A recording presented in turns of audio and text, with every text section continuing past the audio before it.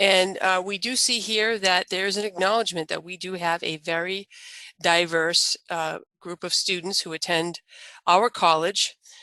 All colleges, all schools pretty much have a diversity, and the way we look at diversity can vary based on the school or the college or university that we work at.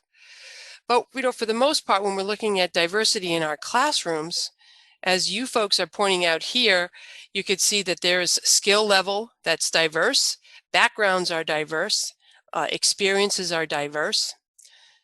We have, Megan has added experience with children, years living in the United States, ethnicity, race, learning styles, and so much more. Yet balancing work and life, balancing school, thank you, Sue.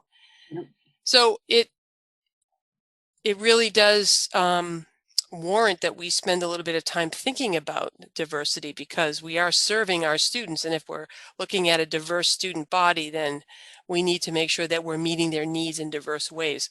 So let's jump right to the presentation, and I really want today to be more like a conversation. So I'm going to encourage you to ask questions, to keep your microphones on.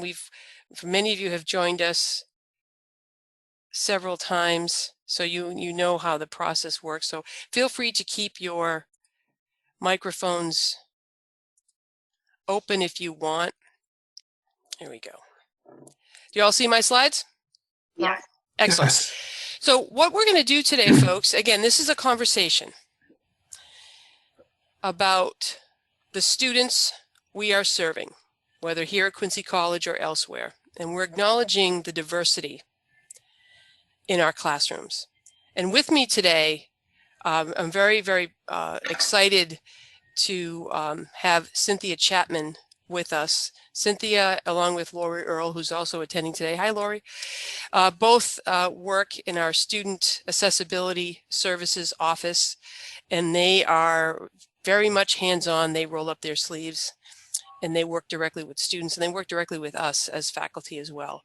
So they very much are in the mix of, when we refer to diversity, they get it, they understand it. So I'm pleased that Cynthia is joining us today to share a little of insight from her experience working here at Quincy College and elsewhere. And of course, we also have Melody. Melody, as you know, is our instructional designer. Melody is going to be speaking with us today from the lens of a student who speaks other languages. So we are fortunate to have Melody joining us to talk about her experiences as a student in a classroom with, speaking other languages. So that's a very valuable lens. So I want to welcome Melody as well. But let's start by going back a moment to last week's conversation about differentiated instruction and the framework of universal design, because it does start there. And we remember from last week that we can differentiate, and we should be differentiating several ways in line with universal design. We can differentiate content, we can differentiate process, and we can differentiate product.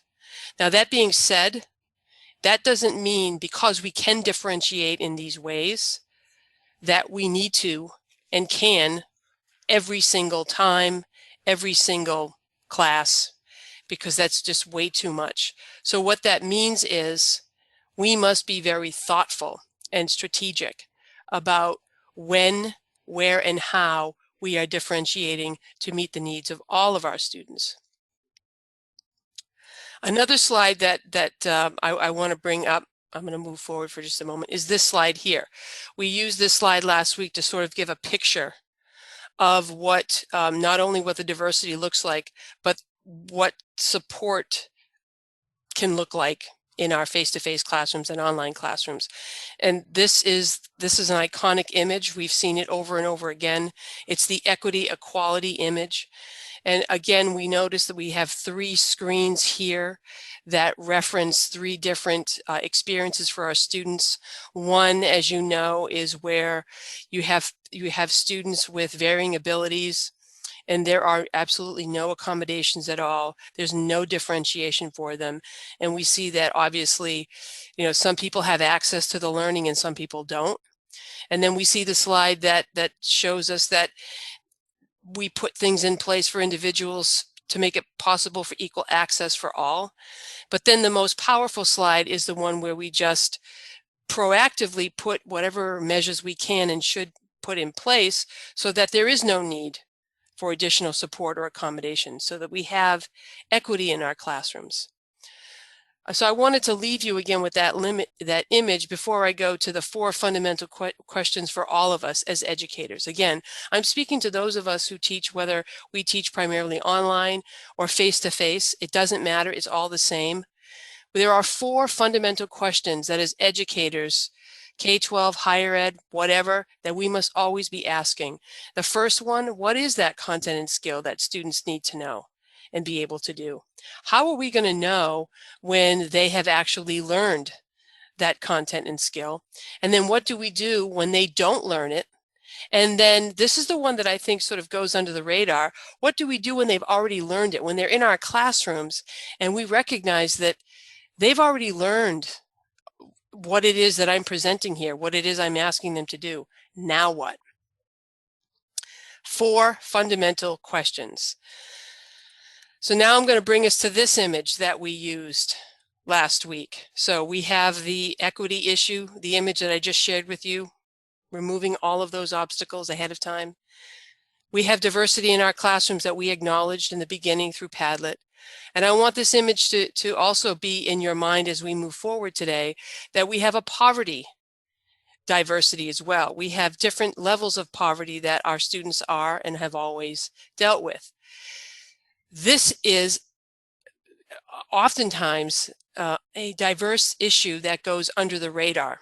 It's not acknowledged. So we need to keep these students in mind as well. And so now we move forward with what do we do about it? Well, last week, one of the things that I did share with you is the Learner Connectedness Survey from O'Donnell Learn. I know some of you have reached out to me asking if you could actually use this. Yes, you can. You can use an editable copy that they offer. You could download this copy. You could edit it yourself. And what this type of survey would do for you and our students is to provide a little bit of background information to help you proactively plan so that you're removing all of those barriers here, so that we have that last image with no fence or that chain linked fence, so that everybody has equal access. So what does that look like in terms of what we can do in our face-to-face and online classrooms? We talked a little bit last week about some strategies. We have the RAF, we have anticipation guides. We have those instructional strategies that we as educators can use. But I wanted to just talk a little bit today about the mindset that we really need to subscribe to when we're working as educators today. It is a growth mindset. And the bullets that I have here for you are what's considered to be in research today essential attitudes and skills of differentiated instruction. So, and that speaks to us as educators, so that we're always, first of all, establishing clarity about curricular essentials. So we're being very upfront with our students and we're telling them everything that they need to know. We accept responsibility for student success. We develop those class communities of respect. So we're focusing on sense of belonging. We're focusing on allowing our students to have conversations together in class and connecting together in class. Again, we're talking face-to-face here as well as online. We're building awareness of what works for each student. So we're using tools like the survey I just shared with you. We're having conversations with our students. Open dialogue about their strengths, their weaknesses, what works for them, what their interests are. And while we're doing all of this, while we're talking with them about who they are, we're actually helping them become effective partners in their learning. We're actually helping them establish who they are as a learner, which is a very powerful reality for many, many, many students. We develop flexible teaching practices, strategies, routines, and we don't get stuck in the mind that, well, I always do it this way, so I'm going to continue doing it this way. And that means that we have an expanded repertoire of instructional strategies, so that when we recognize right away that perhaps what we plan to do next week is just not going to work, we have a repository, we have a toolbox of other strategies. Or we have the mindset that allows us to reach out to a colleague and say, hey, do you have a minute? I have a challenge. I have something that I need to put in place for my students, and I just don't seem to have that strategy that I need. Can you meet with me for a moment? Help me think this through. And all the while that we're doing this and we're focusing on the students, it allows us to reflect on the student progress, focused on their curricular needs and their personal growth as a learner. So we're not able to touch upon all of these in detail today because of the timing, but we are able to focus on a couple of them. And I want to just jump in for a few moments to talk about what it means to actually accept the responsibility for student success. And once I go through the concepts on this slide, I'd like to open up the microphones for some thought, for some reflection here. So what does it mean when we're accepting responsibility? It means that we're always thinking about their progress. And we're always looking at their growth, and that we're making those alternative ways of teaching and the paths to learning always a possibility. And we're sending messages to them about their progress. We're giving them substantive feedback, relevant feedback about where they're currently at and what they need to know and be able to do moving forward. And we're doing this individually for our students, but we're also doing it as a whole class. So we're always taking that temperature check again for individual students and the whole class. And when we're doing all of this, we're modeling what quality work looks like for our students. We're showing them examples where we're modeling out loud, we're thinking out loud for them so that they can hear and see a thought process that actually works. We're showing them what it takes to maintain high levels of academic success. So in a nutshell, these are just some high-level ideas about what it looks like when we accept responsibility for student success. And I want to open up the microphones now and see if anyone, or I'm hoping that some of you want to add to the conversation. Lisa? Yes. So I've learned in my years of teaching at various levels that it's also really, really important to have so many different methods of responding to work. I'm not a multiple choice type of assessment person. I don't believe in multiple choice tests. I hate when things have one right or wrong answer. All of my exams are open response. And students are allowed to use their textbook because they're more application questions. They have to understand the information and be able to apply it to different situations.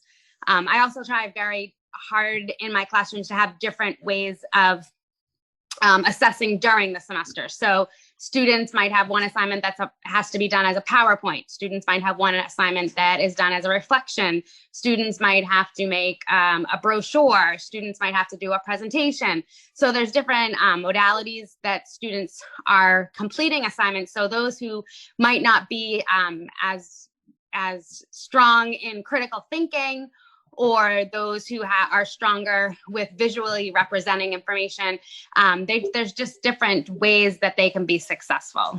Yeah. And I guess my first response, Megan, is that we don't all have to do everything all at once. That even if we try one of those alternative assignments, right? Even if we try one time to have an open response, it's not like we have to throw everything away and say, well, now I've got to try to think about all these different, one little change in our practice can make a big difference. And you'll see in a couple of slides moving forward that it is more about that little progress that we make than about perfection right away. Someone else had a comment? Hi, Lori, go ahead. Did somebody else? I didn't want to jump in ahead of somebody, but I wanted to comment on that, sending the consistent messages to students about progress, because in my role as the student success coach, I would say that one of the top reasons students become frustrated and lose hope is when they don't, they feel either lost or they feel confused, and they make an attempt to reach out and they don't hear from a teacher or don't feel that they get heard. And a lot of times my role becomes simply a place where they actually, for the first time, may feel that they're being heard. And then that kind of, and it's just so much more challenging during these times where they don't have that face-to-face and they don't have that tangible. And so they are feeling very lost and, non-material. Right. And so I just think that part of it is, no teacher can send too many notes and too many comments to students to help them feel more secure about their progress. Yeah. And to your point, I mean, right now we're all online, but all of this applies to face-to-face. All of the professional development that we offer, all these concepts are, on ground and online, ready, right? And I think it's a lot easier for us to have that messaging when the students are coming into the room and when they're exiting the room, as opposed to being online, right? There's this gap. I'm going to move us forward because I do know that we have some meetings this afternoon that folks need to get to as well. So I apologize for cutting the conversation short here. But I'm going to move us along quickly because I want to make sure that we also hear from Cynthia and from Melody. This is the other piece that I wanted to bring up, going back to those, the mindset, the attitudes and skills that we as educators need to subscribe to. We need to always be thinking about how we can help our students understand the type of learner that they are.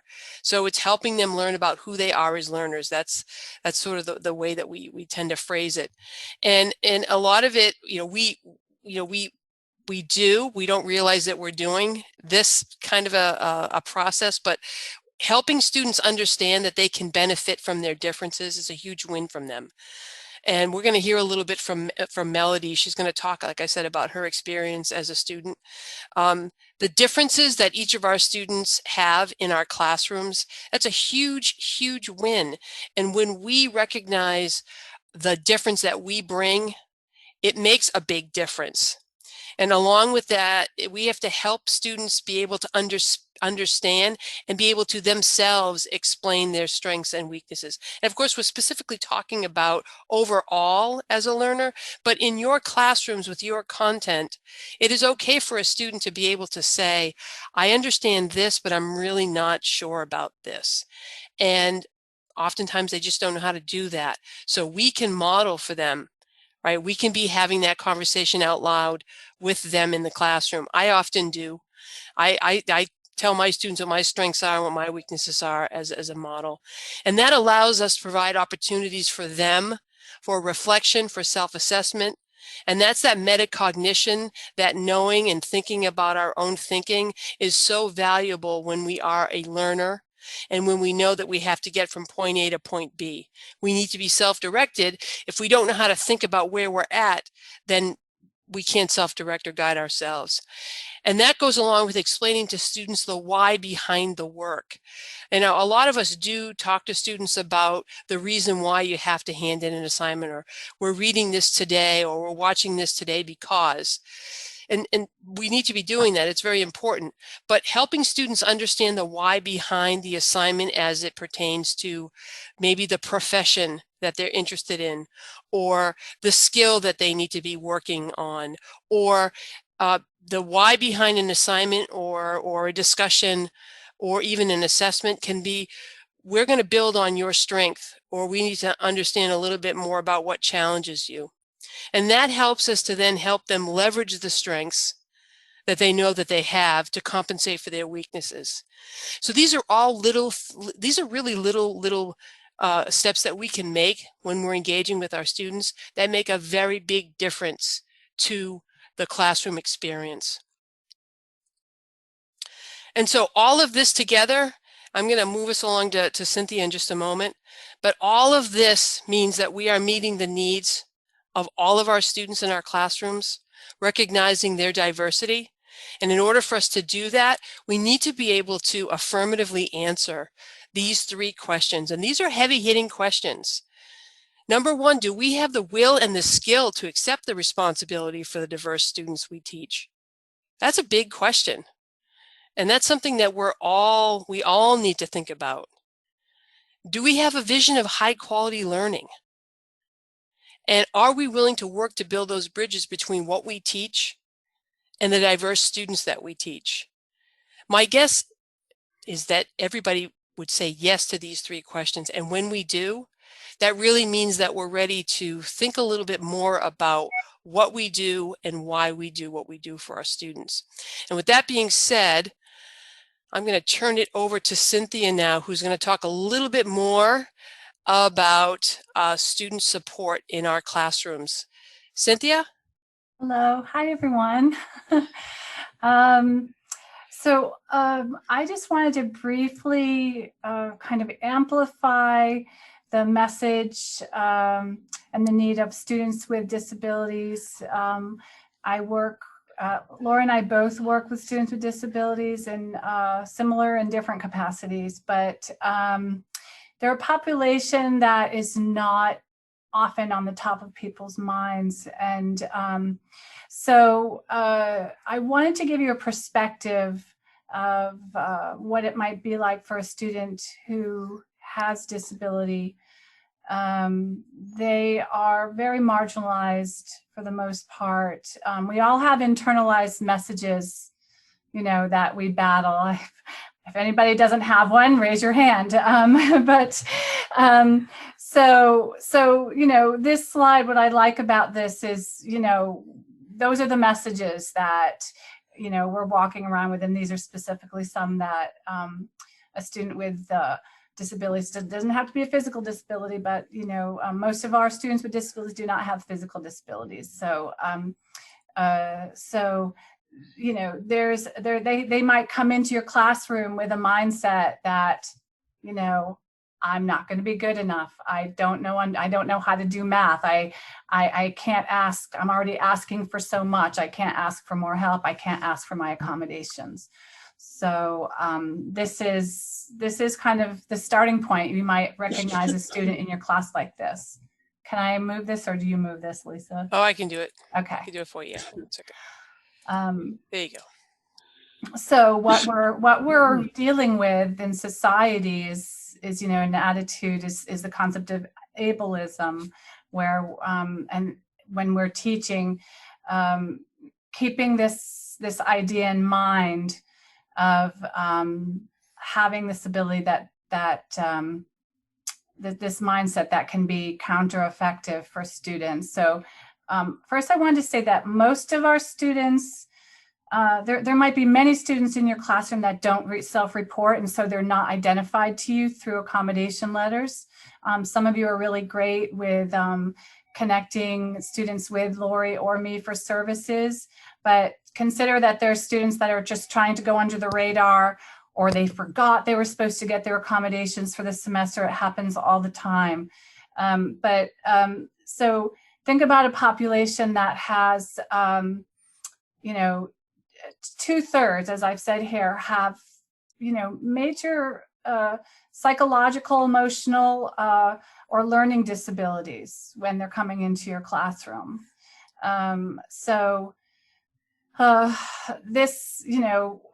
These can be compounded with the stress of education, with the stress of being remote, with the stress of technology. We have other students, that will have the remaining kind of categories of hearing, vision, speech impairments, of physical disability.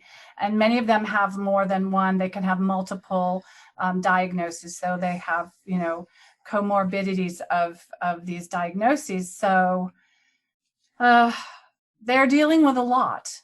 They really are dealing with a lot. So if you add to that, as I touched on a little bit, these intersecting identities that they have. So they are of, their gender identity, sexual orientation, their level of economic, which puts them in a great deal of distress. We have students living in their cars, homeless, living in a hotel. It's week to week. It's or a home for people who have nowhere else to go because of their disability. This compounds. It just compounds. Yeah. And so what happens is it just creates a feeling that they do not have the ability to advocate for themselves. And it's something I'm aware of and becoming more aware of, and that I'd like to help students to learn how to self-advocate more for themselves. Mm-hmm. You know, it's easy to say, and I do this, well, this is what you do when you have a test coming up, you know, contact your teacher, make sure, but it doesn't always go smoothly. And honestly, after they finish, you know, after the letters are signed, they shouldn't have to. But I like to, I know all the instructors are so busy with all of their teachers, with all of their students and all of their classes. So I say, you know, try to remind them a couple days before if you can.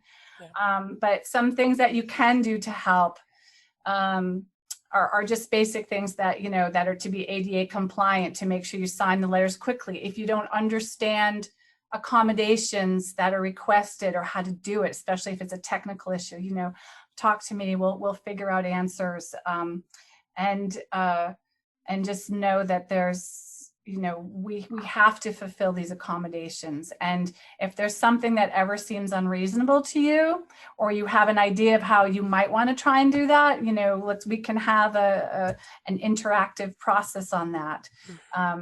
But I think being an ally for students with disabilities and sort of putting it out there to enable them to support themselves better, communicating quickly and clearly with them will be a tremendous step. And this is going to be an ongoing process of trying to create more of a supportive atmosphere and training for both sides to be, you know, better with advocating for these students. And so, you know, we all know, Cynthia, that it's really not possible for us to know all of the challenges that our students are dealing with. But going into, you know, a new classroom as the teacher, and perhaps surveying students would still not always give you all the information that you need. Yeah. But at least it's a stepping point that you know, maybe you have this little beginning survey, you know, and you ask them, is there anything you want me to know, anything that I should know to help you? That's a way to open up the communication a little more. But if we go through all of our planning, everything within our curriculum, soup to nuts, instruction, assessment, those outcomes, if we just keep in mind, always think, I really like how you said, just think 2/3 or more of your students will struggle with something, are struggling with something. That's I think for me, that's a very powerful a piece to keep in mind, you know, moving forward with planning and prep and instructing and so on. Yeah. I'm going to move us along. Did you have another slide? Nope. Okay, so I'm going to move us along. So we're going to listen to Melody. And Melody, I would like us to wrap up somewhat soon. I don't want to cut you off too much because it's important that we hear your voice. So yeah, so let's go ahead, Melody. I'm going to turn it over to you. So thank you, Lisa. So Lisa and Cynthia has introduced a valuable experience basically from a faculty's perspective. I would like to address this topic more from a student's perspective. A little background of me, I identify myself as a former international student because in year 2012, I came here to study my first master program at the University of Rochester. And in year 2015, I became an international student for the second time when I was starting my second master at UMass Amherst. So during both of the times, I struggled a lot. When reflecting on my challenges, there are three things stand out. Firstly, the stereotype and bias. For example, when I was at a statistics class, my instructor forced me to take a lead on a mathematics problem set, and all of the other group members were counting on me. It's just because they believe that Asian people are good at math. So I don't blame my teacher and my classmates because they put faith on me and offer me the opportunities to probably increase my confidence. But back then it did cause me a lot of pressure. I wish they could check in with me in advance, ask me if it is comfortable for me to be the lead solving the math problem. Yeah, so the other challenge was I feel like I'm lacking of supports on various aspects, both academic fields, feeling like I can sense the cultural shock, and even in the everyday life, I struggled. The last big challenge was jumping into the conversation. It is literally, I don't know how to jump in the conversation in class. In our culture, it is rude to cut into the conversation when someone else is talking. So, and in addition, I'm a very like an introverted person. So my classmates always give me the comment that I was too quiet.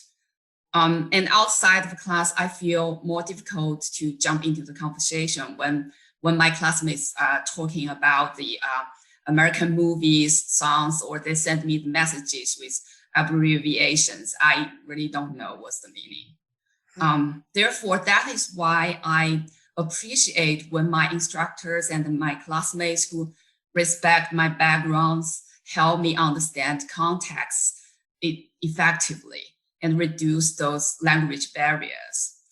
And speaking of the language barriers, it was never only the language learners, their own efforts. It would be much easier for them to adapt into the new environment if other people are offering helps.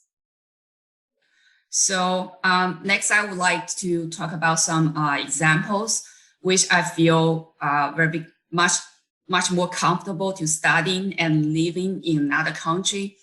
So when my instructor set the tone for the class and invite the students share their stories. So in this way, it established a trust environment. It actually benefits not only the international students, but also the domestic students. For example, you can see the poster for Happy New Year, Happy Chinese New Year. It is from one of my class on the day of Chinese New Year. The instructor added slides in the PowerPoint and greeting all the Chinese students in the class. So like back in that time, all my American classmates are eager to learn my culture. They ask me, how do you greeting people in Chinese? Such questions. I feel warm back then, like everybody else, they are interested in learning my culture.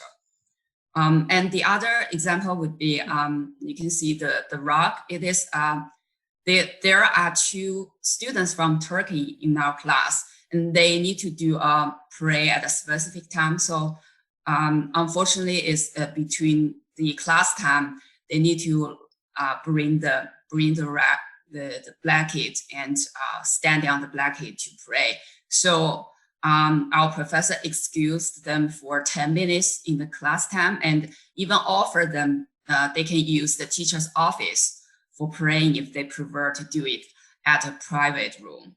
So those are examples that is very helpful for building a welcoming classroom. So the next I want to talk a little bit about the cultural responsive teaching. So this concept is a pedagogy that recognizes the importance of including the students' cultural references in all aspects of learning. And this concept is transforming, that it means respecting the cultures and experience of various groups and appreciations the existing strengths of all students. In one of my previous digital media class, our professor gave us a project on creating a website to showcase any knowledge. She encouraged us to present something that are not well known by others, something that we're proud of from our own culture.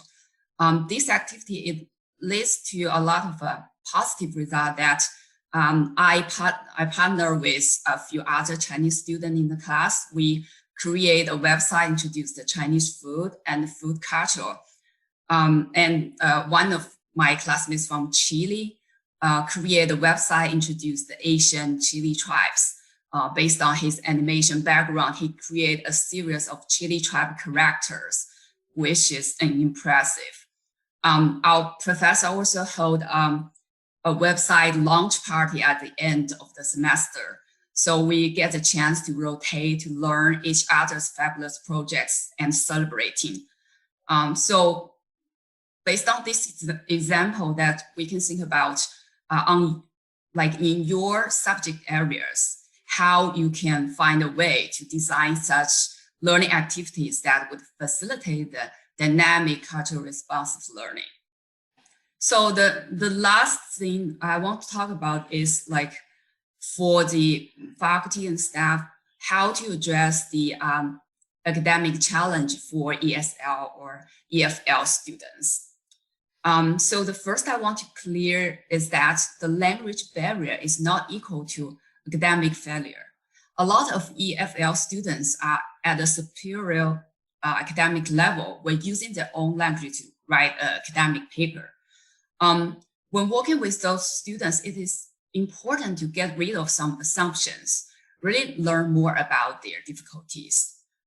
There are 4 aspects that I want to talk in details. First is engage all students in the class, provide more collaborative assignment, peer review opportunities. This can highly increase the EFL students' motivation for enhance their language, to improve their language fluency. And second, provide the ongoing as needed supports and assistance. For example, provide the additional office hours, help them establish the study groups, direct them to all campus resources like Writing Center, International Student Office, Career Service, and so on. And third is give them the accommodation.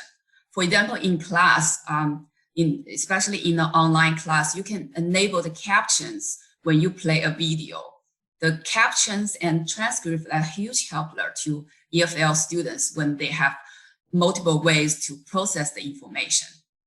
And but be careful that when you process the assessment for EFL students, you can offer them opportunity to revise their paper, but please don't lower your standards and expectation on them.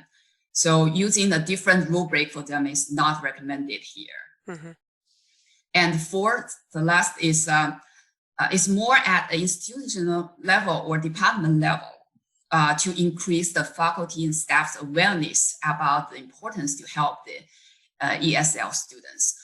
When I was working for Emerson College, I was at the committee for a resource program that we created a series of workshops for faculty and staff come in to learn more about ESL students.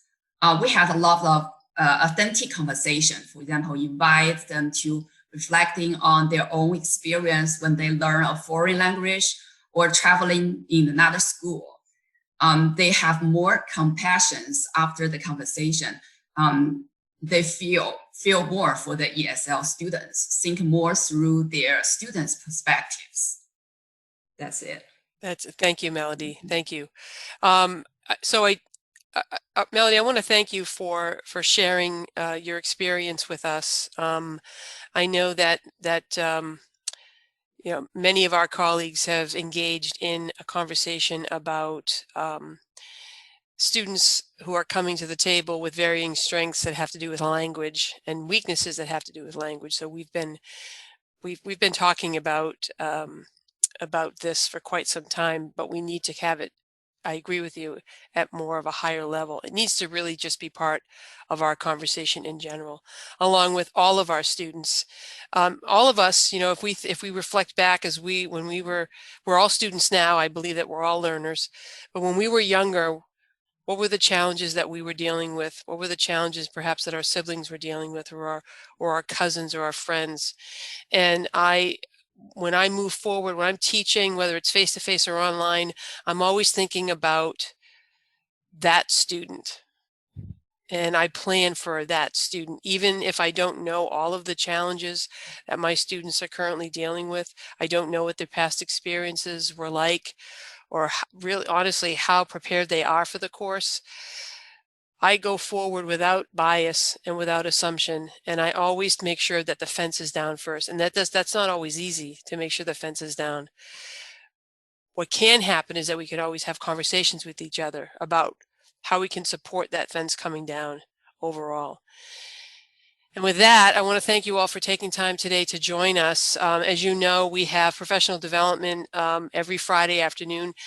Next week, December 11th, will be the last professional development Friday session from the Quincy College Learning Innovation Hub. You saw the email that went out. We've taken the online out because this is all about teaching and learning anyway. So we are now officially the Quincy College Learning Innovation Hub.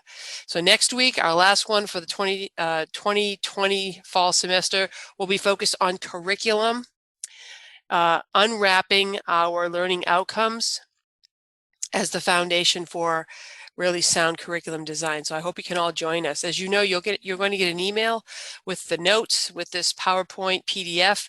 Our YouTube channel is just about ready to rock and roll, so you'll get links to all of that. And I want to thank you very much for continuing the conversation. Thank you for joining us today. We have the president waiting for us. So bye for now, and thanks again. Thank you. Thank you. Thank you, everybody. Thank you.